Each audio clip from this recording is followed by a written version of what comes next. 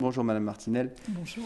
Nous sommes venus vous voir car, en plus d'être député, vous participez aux travaux de la commission culture de l'Assemblée nationale. Et une première question tout d'abord sur l'audiovisuel public qui nous concerne tous, puisque localement il y a des décrochages. Oui. On voit les difficultés à Radio France, on voit les difficultés à France Télévisions.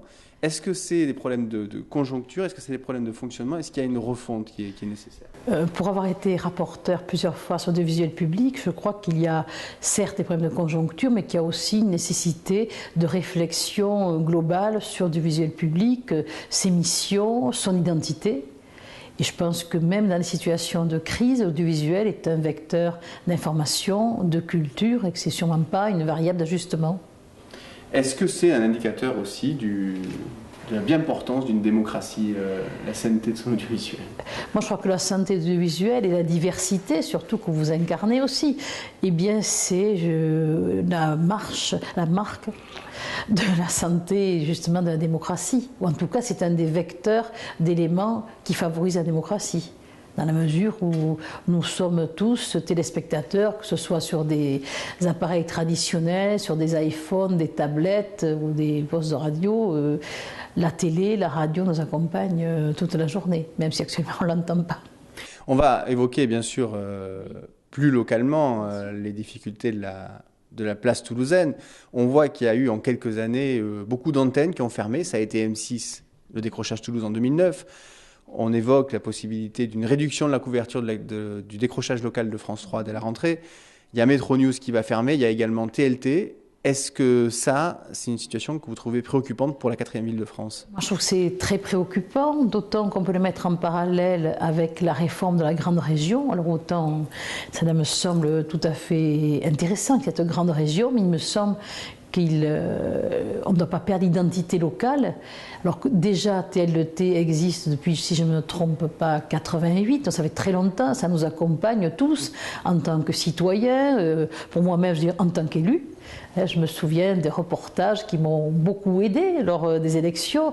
Et sans parler de ça, il me semble que c'est une télé de référence. Alors les premières difficultés qu'a connues TLT, bien sûr, c'est la dénumérotation. Ça c'est sous l'ère vers 2012, je crois, que TLT est devenu plus difficile à trouver pour les Toulousains et puis pour tous ceux qui regardent TLT dans le département et au-delà, et qui sont peut-être aussi les téléspectateurs les plus assidus, parfois les plus âgés. Et ensuite, parce qu'il me semble que c'est important d'avoir des informations locales, une vie locale, qu'elle concerne les élections, mais il n'y a pas que ça, je veux dire, loin de là, il y a des émissions intéressantes, d'ailleurs au point que le CSA a renouvelé, me semble-t-il, sa fréquence.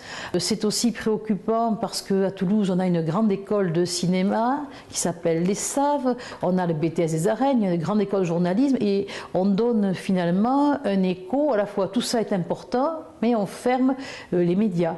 Donc oui, moi je crois que le son TLT doit intéresser des repreneurs.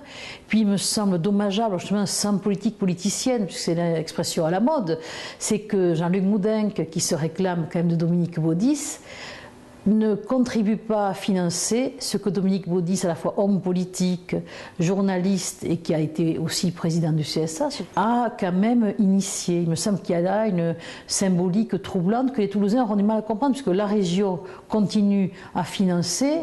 Pourquoi la métropole et la mairie tardent-elles autant? Est-ce que c'est une façon d'attendre finalement une décision de justice qui serait désastreuse pour tout le monde? Est-ce qu'on peut raisonner, selon vous, sur l'aspect, en prenant en compte l'aspect purement économique, est-ce qu'on peut considérer le fonctionnement d'une télé locale comme celui d'une simple entreprise? Est-ce qu'on peut juste raisonner par la notion de coût pour provoquer une fermeture? Moi, je suis persuadée que non. Je pense que la notion de coût, c'est ce qui vient le plus facilement. C'est le moins audible aussi quand même pour les citoyens. Et puis, ça devient finalement un obstacle, vous l'avez dit tout à l'heure, à la démocratie. S'ils n'avons plus de journalistes, s'ils n'avons plus d'images, ceux qui sont chez eux, qui ne peuvent pas bouger, qui sont mal renseignés. Et moi, je trouve ça tout à fait dommageable. En plus, la culture, l'information, c'est ce qui nous fait vivre tous, c'est ce qui nous rend plus citoyens et puis qui nous fait connaître les autres aussi. Pour conclure, vous avez pris publiquement position pour l'avenir de TLT. Cette chaîne, qu'est-ce qu'elle représente pour vous plus personnellement? Pourquoi vous avez choisi? Pourquoi c'est important pour vous de prendre position? C'est important pour vous, pour moi, c'est important pour vous aussi, je pense. Bon, c'est un marqueur personnel. Moi, je me souviens de mes débuts en politique, pour avoir regardé beaucoup de débats sur TLT, parce que bon, je voulais savoir comment ça se passait, après avoir participé à des émissions, pas tant des émissions de plateau, pour être honnête, mais parce que TLT nous a souvent suivis dans des actions, pas forcément des moments d'élection, mais je trouve que TLT, c'est un peu un témoin de ce qui se passe à Toulouse et dans le département, et c'est un reflet de ce que nous faisons. Moi, je connais pas mal de gens, contrairement à ce qu'on dit, qui regardent TLT. Et donc je trouve que voilà, c'est quelque chose d'important dans la vie publique, dans la vie citoyenne, d'avoir cette voix. Et puis c'est la reconnaissance d'une expertise et du travail d'une équipe de qualité. Vous n'êtes pas des sous-journalistes, des sous-techniciens. Et il me semble qu'il serait fâcheux d'opposer télévision régionale, télévision locale. C'est bien que ce n'est pas le même travail qui est fait. La diversité, c'est toujours un enrichissement.